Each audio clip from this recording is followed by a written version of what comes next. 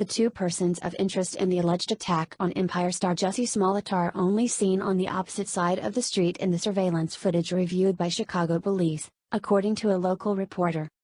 On Wednesday, the Chicago Police Department released screenshots of two persons of interest in the alleged attack on Smollett. The Empire star told police he was returning from a fast food restaurant at around 2 a.m. when two men began hurling racial and homophobic slurs. Smollett is gay and black. During the alleged attack, Smollett says a rope was put around his neck, bleach was poured on him, and one of his attackers yelled, "This is MAGA country," referring to President Trump's Make America Great Again slogan.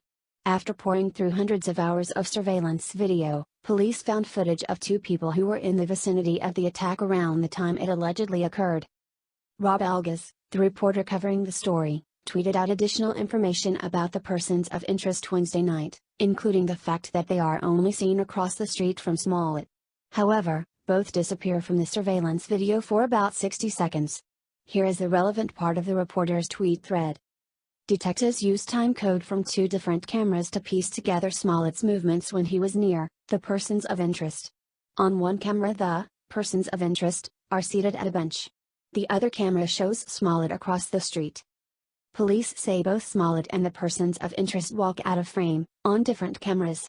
Smollett would reappear on a different camera about a minute later. So basically for about 60 seconds Smollett is not on surveillance camera. Let me clarify. On one camera the persons of interest are seated at a bench. Across the same street, Smollett is seen walking. Smollett is recorded on that different camera walking. The persons of interest are also seen walking, but on the other side of the same street. The next time Smollett is seen on surveillance camera, he is entering a condo building. Police say he now has a rope around his neck and is wearing it like a necktie.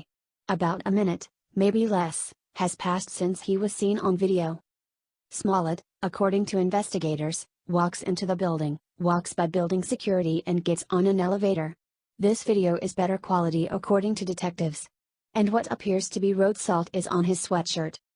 Unknown so far is whether the persons of interest disappeared from the camera at the same time Smollett did. We also don't know if the persons of interest are seen again, and if they are they walking or running away? What time did they arrive to sit on the bench? What time did they leave the bench? Were they walking in the same direction as Smollett? Two men sitting on a bench at 2 a.m. in the freezing cold in downtown Chicago does raise questions about why they were there. On the questions of the timing of the video, the Chicago Sun-Times reports that the police will only say that the video of the persons of interest was taken at about the same time Smollett was in the area. They could have been the perpetrators, they could have been witnesses, they could have been complete bystanders who didn't see the incident at all, police spokesman Anthony Guglielmi told the paper. There are still a lot more cameras that we have to look at. It's almost like a digital puzzle. You have to put all of those pieces together and kind of watch them at the same time.